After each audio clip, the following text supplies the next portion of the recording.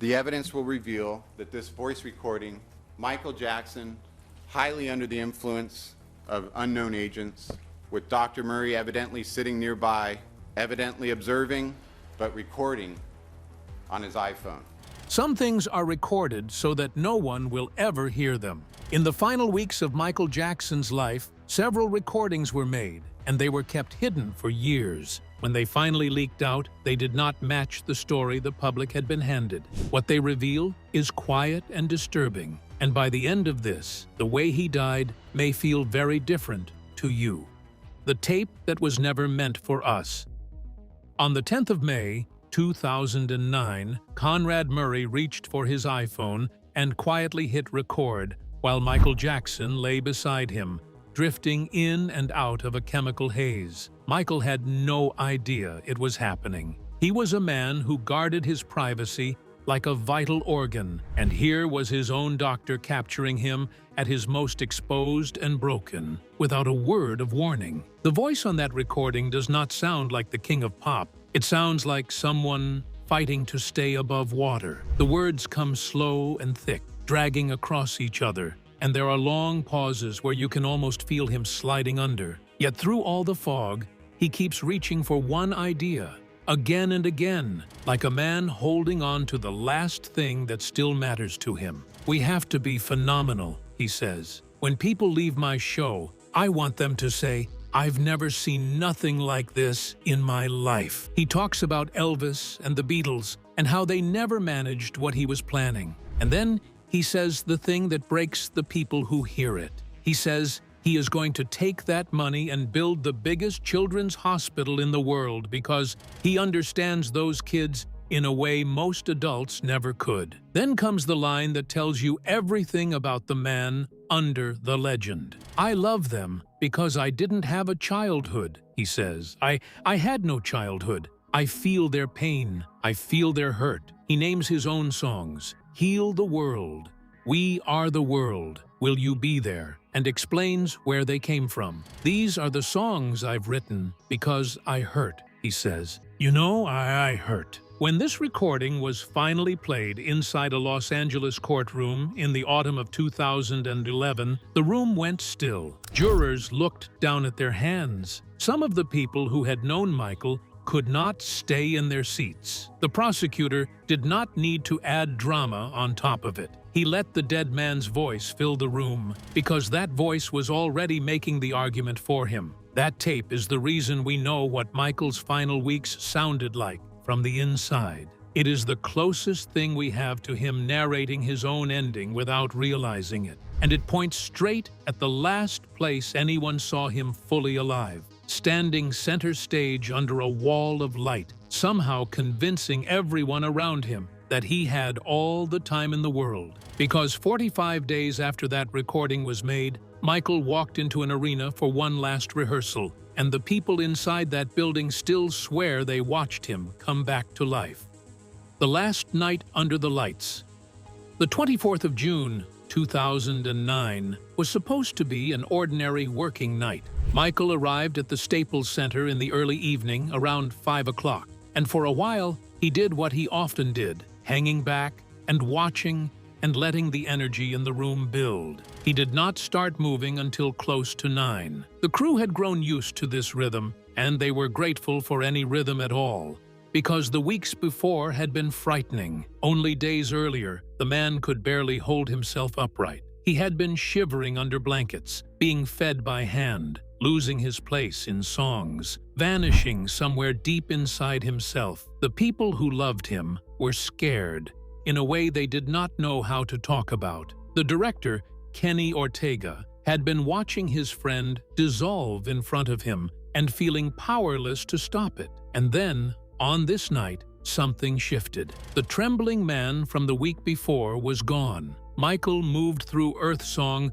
with a vibrancy that made his own dancers stop and stare. He stood inside the giant film projection, his silhouette cutting against images of a ruined forest and a little girl searching through the wreckage. And for a few minutes, he was the exact person the world remembered loving. The magician working the show that night said Michael looked great, and carried real energy. Nobody in that arena was bracing for an ending. He ran through Thriller as well, refusing to lower the key even after nearly 30 years, holding himself to the same standard he had set as a younger man. He worked the routines he had built across his entire life, the spins, the freezes, the impossible precision that nobody else has ever truly copied. The footage that survives from those last sessions shows an artist who still treated every beat like it mattered more than his own comfort. Months later, it would be quietly stitched together and released as a film, and it would earn more than $260 million across the planet, becoming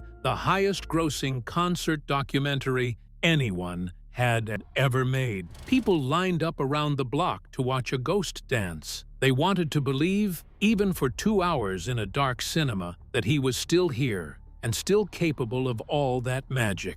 Michael finished that rehearsal feeling good about it. By every account, he was hopeful. He climbed into a car and was driven back to the rented mansion on North Carrollwood Drive in Holmby Hills, arriving home around 1 in the morning on the 25th of June. He had hours of footage behind him and a head full of plans for London. He went upstairs toward the one thing that had been torturing him for years, the one thing no spotlight could ever fix. He went up to try to sleep. That word, sleep, sounds so soft and harmless when you say it out loud. For Michael, it had turned into a nightly war that he was losing badly. What waited for him in that bedroom was not rest in any normal sense. It was an arrangement no responsible doctor on earth should ever have agreed to. One that turned a private bedroom into something closer to an operating theater run by one exhausted man whose phone would not stop ringing. And the hours that came after he walked up those stairs contain a gap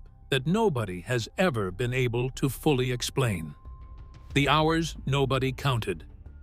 What happened inside that bedroom after Michael went up to rest is something we only know because Murray himself described it to police 2 days later. So hold this in mind as we go. This is the doctor's own version of events, told by a man who had every reason to shape the story in his favor. By his account, the routine began around 1:30 in the morning. He hooked Michael up to a saline drip and gave him a Valium tablet to swallow. Nothing happened. Michael stayed wide awake.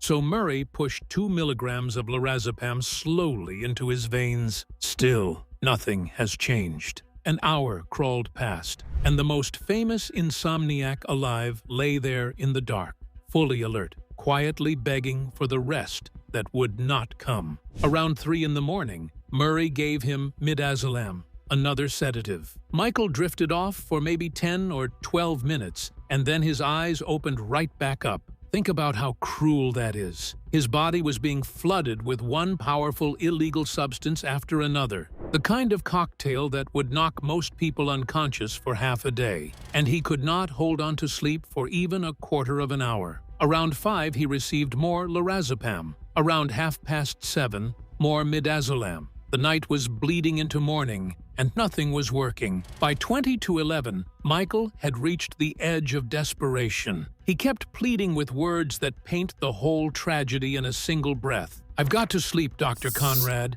he said.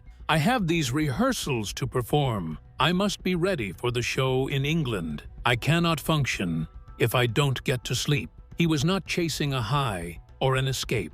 He was chasing the simple ability to walk back into that arena and be the artist everyone was counting on. So Murray gave him what he wanted. He pushed 25 milligrams of propofol, a milky white anesthetic, into the IV line. Michael even had a tender little nickname for it. He called it his milk. This was never a sleeping pill or a gentle sedative meant for a bedroom. Propofol is the illegal substance that puts patients under for major surgery, given in hospitals with machines tracking every heartbeat and every breath. There were no such machines in that room. There was only a singer who needed to sleep and a doctor who had agreed to give him the one thing that finally would. Murray told police that Michael settled at last, and that he, the doctor, then stepped away from the bed to use the bathroom. He claimed he was gone only a couple of minutes. That tiny window of time, The doctor walking away from a man under surgical anesthesia with no monitor watching him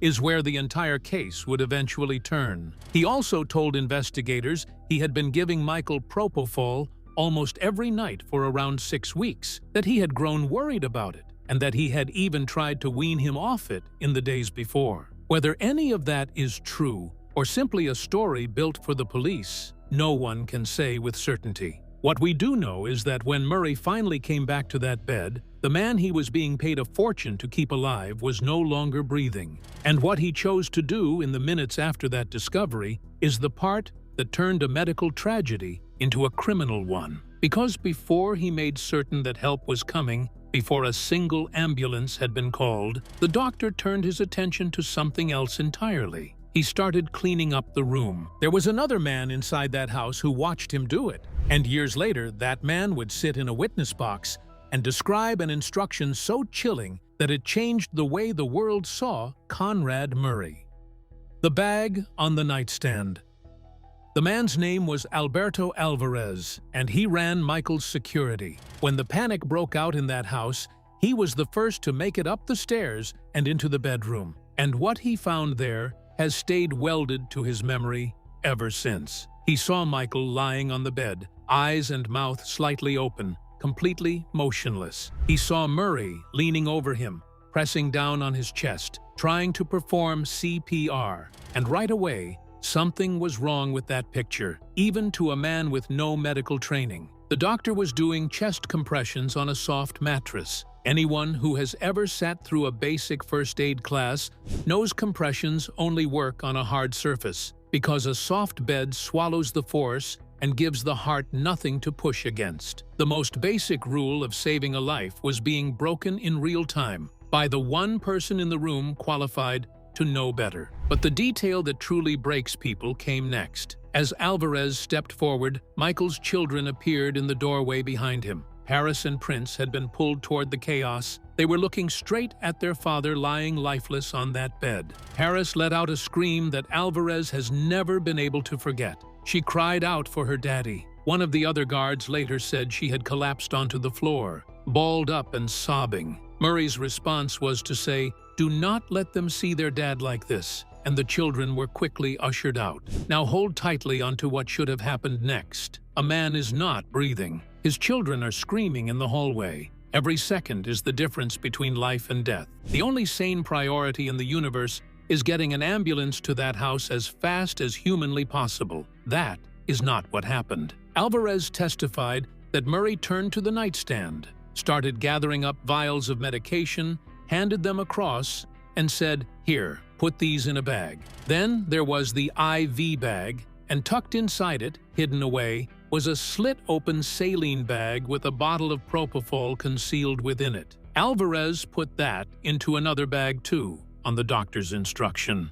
Only after all of that evidence had been collected and hidden did Murray finally tell him to call 911. Let the order of those events settle on you. The cleanup came first. The call for help came second. A man who had taken a solemn oath to protect human life was protecting himself instead, while the person he was supposed to be saving lay dying a few feet from his hands. There was another quiet lie buried inside those bags. Murray had told everyone he gave Michael only 25 milligrams of propofol, a small amount, but the bottle hidden inside that IV bag held 1,000 milligrams. That single mismatch would later help experts reconstruct what really flowed into Michael's body. And it pointed at something far more reckless than the doctor was ever willing to admit out loud. Alvarez did not tell police about the bag right away. For weeks he carried what he had seen, second-guessing his own memory, until the cause of death was made public that August. He happened to be watching the news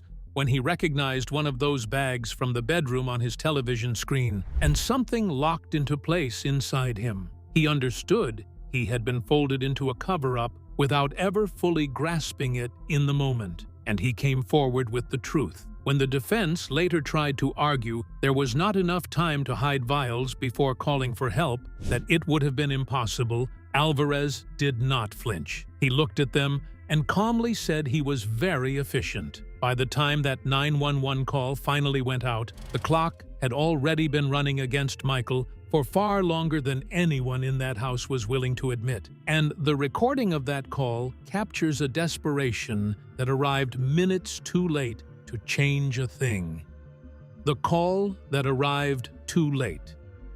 That morning, while he was supposed to be watching over a man under surgical anesthesia, Murray was busy living his own life. He was sending emails, he was handling paperwork tied to Michael's tour insurance, and at 11:51 in the morning, he placed a call to a woman in Houston named Sade Anding, a cocktail waitress he had been seeing. They started talking. A few minutes in, she noticed he had gone quiet on her. She heard what she described as mumbling and coughing, then the sound of sudden commotion, as if the phone had been dropped into a pocket and forgotten. She kept saying hello into the line. Nobody answered. The call just carried the noise of a room falling apart. Investigators believe that moment, around 11:56 or 11:57, is when Murray finally noticed Michael had stopped breathing. And here is the detail the prosecutor drove into the jury until they could no longer unsee it. The 911 call was not placed until around 20 past 12. That is roughly 20 full minutes of a human being lying there without oxygen, while the only doctor in the house panicked, made his calls, ran downstairs, gathered his evidence, and burned through the only time Michael had left. When the recording of that call finally plays, you can hear the raw fear in the voice on the line. They tell the dispatcher there is a gentleman who is not breathing, that they are trying to pump him, that they need an ambulance immediately. The operator, doing everything right, urges them to get the man onto the floor so chest compressions can actually work. By that point, it was already a formality. The body had been starved of oxygen too long for any of it to matter. The prosecutor later put it into words that landed like a verdict long before the real verdict ever came. He told the jury that speaking to a 911 operator had been the only hope Michael Jackson had of being revived to see another day. And that hope had been thrown away in those lost and silent minutes. The paramedics arrived within about 4 minutes of that call, and they walked into a scene built on even more deception. Murray told them he had given Michael lorazepam and nothing else. He never once said the word propofol. So the rescuers were treating a complete mystery, fighting to revive a man without knowing the illegal substance shutting his body down from the inside. They believed he was already gone right there in the bedroom. One paramedic later said the situation simply did not match the story they were being handed. An emergency doctor at the hospital was ready to declare Michael dead at the house just before 1 in the afternoon, but Murray insisted they keep going, insisted on the ambulance, so they carried him out, and Michael arrived at the UCLA Medical Center with no pulse at all. A full team of professionals threw everything they had at him for more than an hour. Every machine, every illegal substance, every desperate measure modern medicine could offer a dying man. None of it could undo what those silent minutes had already done. At 26 minutes past 2 in the afternoon on the 25th of June, 2009, Michael Jackson was pronounced dead. He was 50 years old. And while the world began to fall apart in grief, a colder question started forming quietly behind the scenes. How did one of the wealthiest entertainers who ever lived end up in a rented house, leaning on a doctor he paid out of his own pocket, chasing sleep with surgical anesthesia? The answer had very little to do with medicine. It was about money and a trap that had been slowly closing around him for years, the cage built from money. The version of Michael Jackson that lives in most people's memory is a man surrounded by unimaginable wealth. He owned famous homes, priceless artwork, and one of the most valuable music catalogs ever assembled. For years, that image was true. But behind the headlines, his financial world was quietly collapsing. By the final years of his life, the empire that once symbolized success had become a source of relentless pressure. The full scale of those problems became clearer years later. According to a petition filed by Michael Jackson's estate in 2024, when he died in 2009, his major assets were burdened by more than $500 million in debt and creditor claims. Some loans carried crushing interest rates, while others had already fallen into default. More than 65 creditors were demanding repayment. Every month that passed without significant income pushed the situation closer to disaster. That changes the way you look at This Is It. To millions of fans, it was the greatest comeback in music history. But for Michael, it was also a chance to rescue everything he had spent his life building. The residency at London's O2 Arena was first announced as just 10 concerts. Demand exploded almost immediately. Around 750,000 tickets sold within hours, forcing the schedule to expand to 50 performances. From the outside, it looked like another legendary chapter in his career. Behind closed doors, it meant months of exhausting rehearsals for a performer already struggling with severe insomnia and declining health. Every rehearsal mattered, because failure was no longer just embarrassing. It could threaten his financial future and the legacy he hoped to leave his 3 children. One asset stood above all the others: his ownership interest in the famous music catalog containing publishing rights to many Beatles songs. It was one of the most valuable collections of music rights in the world.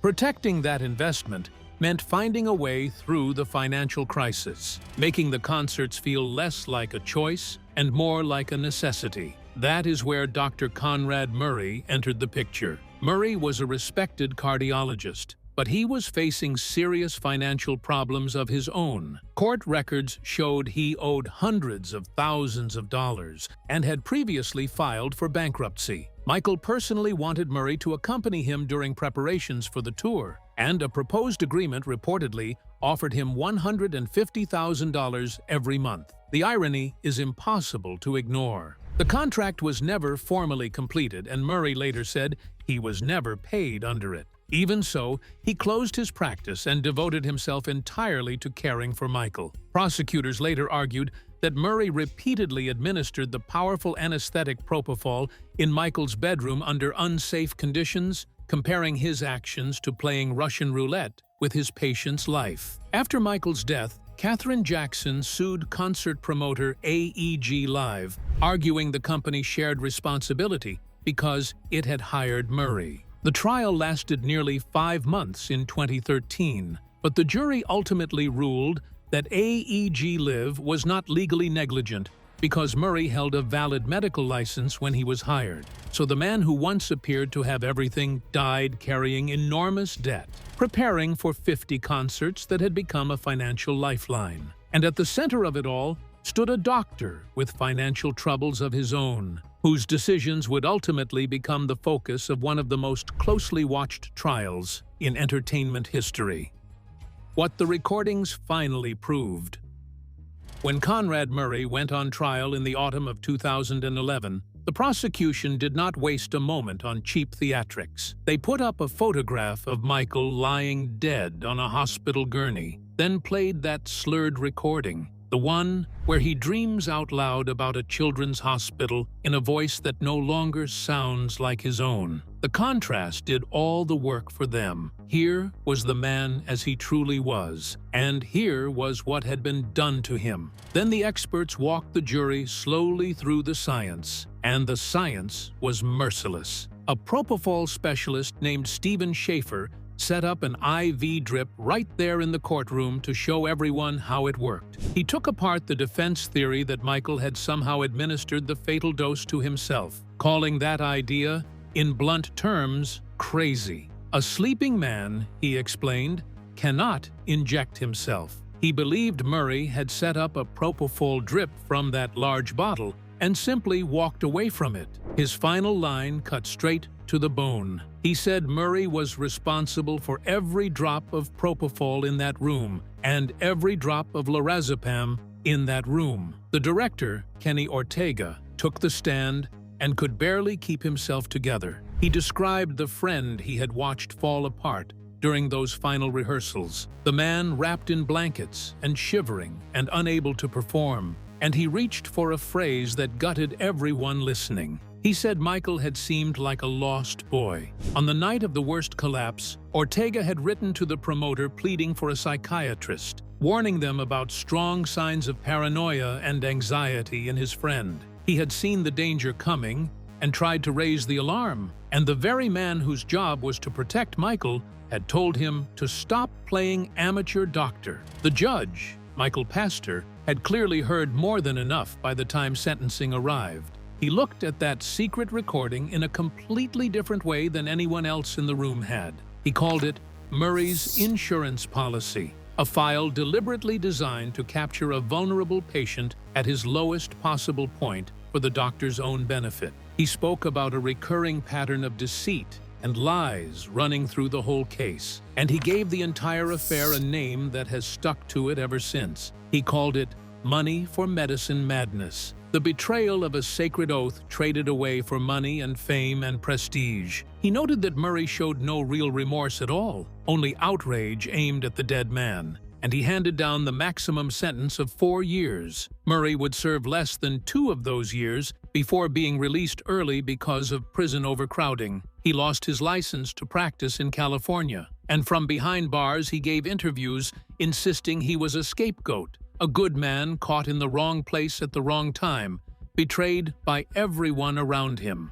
The judge had already answered that argument in advance, refusing to cast Murray as either a saint or a devil, calling him simply a human being who made one deadly choice. The official record is clear on the facts. The coroner ruled the death a homicide caused by acute propofol intoxication, a word that means death at another person's hand, even though it is not the same thing as a finding of cold-blooded crime. But Michael's family has never once accepted that the story ends with one lone doctor. His daughter Paris, years later, said plainly that she believes her father was killed, that the whole thing was a setup, that he had warned the people closest to him that someone was out to get him. His sister LaToya called Murray nothing more than a fall guy in something much larger. Whether you trust the family or the verdict, one thing is no longer up for debate. The recordings he left behind, the slurred dream of a hospital for children, the rehearsal footage, the panic frozen inside that 911 call, all of it survived him, and together they tell a truth. The people in that house tried very hard to bury. So tell me honestly, when you hear that fading voice still dreaming about saving sick children, do you walk away believing Michael was simply failed by the people around him? Or do you believe he was betrayed by them? Drop your thoughts in the comments and tell me where you truly land, because this story sits differently for everyone who hears it.